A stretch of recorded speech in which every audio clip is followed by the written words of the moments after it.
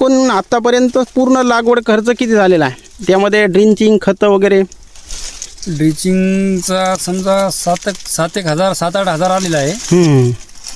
आणि समजा खत 12-13 थैल्या खत झालं.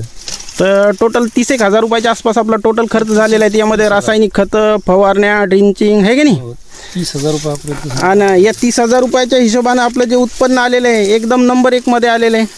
आपल्याला अपेक्षित उत्पन्न किती होईल आपण हे नंतर शेतकरी बांधवांना दाखवू. आता हे आपला व्हिडिओ दुसरा आहे की नाही? याच्यानंतर आपण एक व्हिडिओ बनवू, त्यावेळेस हळद काढता वेळेस दाखवू बेड टू बेड. आता काही लोकांच्या शंका असतील चांगलं झाड काढून दाखवलं बघा का काही आहे की नाही, तर आपण ते पूर्ण बेड टू बेड दाखवू. धन्वंतरीच्या व्यवस्थापनातून आपला रासायनिक खर्च कमी होतो, आपल्या जमिनीची उत्पादन क्षमता वाढते आणि जमिनीची सुपीकता कायम राहते.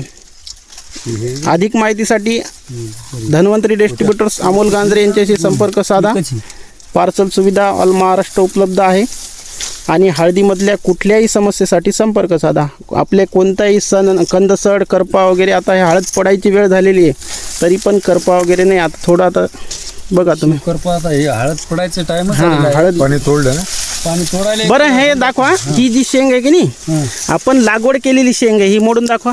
ही बघा, ही बघा शेतकरी मित्रांनो, काहीच झालेलं नाही हिला.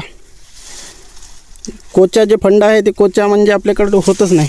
मोडा ही शेंग, म्हणजे हिच्यातलं बी आपण क्वालिटी दाखवू शकतो. हे बघा एकदम टणटण आहे सध्या. धन्यवाद.